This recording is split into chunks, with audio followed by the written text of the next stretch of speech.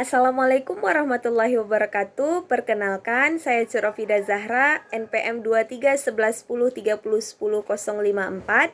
Saya dari program studi pemanfaatan sumber daya perikanan.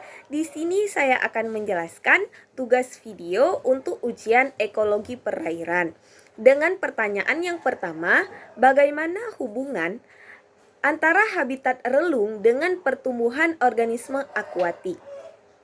Relung sangat berhubungan erat dengan pertumbuhan organisme akuatik karena relung mencakup peran dan fungsi organisme dalam ekosistem serta bagaimana organisme memanfaatkan sumber daya di lingkungan tersebut.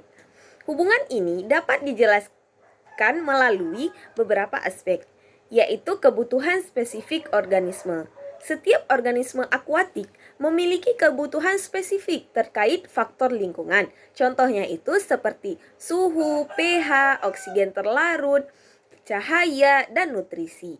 Habitat relung menentukan ruang fisik dan kondisi optimal yang mendukung pertumbuhan organisme. Contohnya itu seperti terumbu karang. Terumbu karang membutuhkan udara yang jernih dan hangat, sehingga organisme yang hidup di sana beradaptasi untuk memenuhi kebutuhan hidupnya. Pertanyaan yang kedua, sajikan contoh kasus kompetisi antar spesies ikan dalam memperebutkan relung habitat. Contoh kasusnya yaitu ikan mujair, Oreochromis musambaicus, dan ikan nila, Oreochromis niloticus. Nah, di sebuah danau tropis, ikan mujair dan ikan nila keduanya memiliki kesamaan dalam relung makanan. Habitat relungnya yaitu dalam situasi tertentu, seperti introduksi ikan nila secara besar-besaran untuk budidaya. Ikan mujair kehilangan relungnya karena ikan nila lebih cepat berkembang biak dan lebih efisien memanfaatkan sumber makanannya. Akibatnya, populasi ikan mujair mengalami penurunan. Pertanyaan yang ketiga, adakah hubungan antara derasnya arus di hulu sungai dengan jejaring makanan di sekitarnya? Jawabannya, ya, ada hubungannya. Arus deras dapat membawa makanan seperti plankton, detritus atau bangkai hewan ke organisme yang berada di hilir. Hal ini mendukung aliran energi dalam jejaring makanan.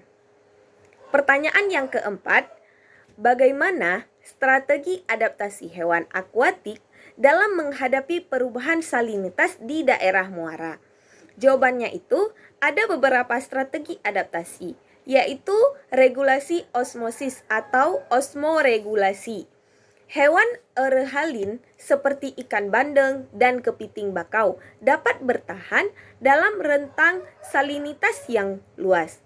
Mereka mengatur kadar garam dalam tubuhnya melalui yang pertama itu ginjal, menyesuaikan ekskresi garam atau udara sesuai dengan kadar salinitas lingkungan. Yang kedua itu ada insang. Insang mengatur transportasi ion melalui sel insang untuk mengeluarkan garam berlebih di air laut atau menyerap garam di air tawar. Selanjutnya ada kelenjar garam. Pada beberapa spesies, kelenjar garam membantu ekskresi ion-ion berlebih. Pertanyaan yang terakhir, yaitu yang kelima, adakah perubahan perilaku kawin jika air menjadi lebih keruh? Jawabannya itu, ya, ada perubahannya. Perubahan kekeruhan udara dapat mempengaruhi perilaku kawin pada banyak spesies, terutama organisme udara seperti ikan dan amfibi. Kekeruhan udara biasanya mempengaruhi kemampuan hewan untuk melihat, mendengar, atau mendeteksi sinyal visual dan akustik yang penting dalam proses kawin. Hanya ini yang dapat saya sampaikan. Apabila ada kesalahan dan kesilapan saya mohon maaf.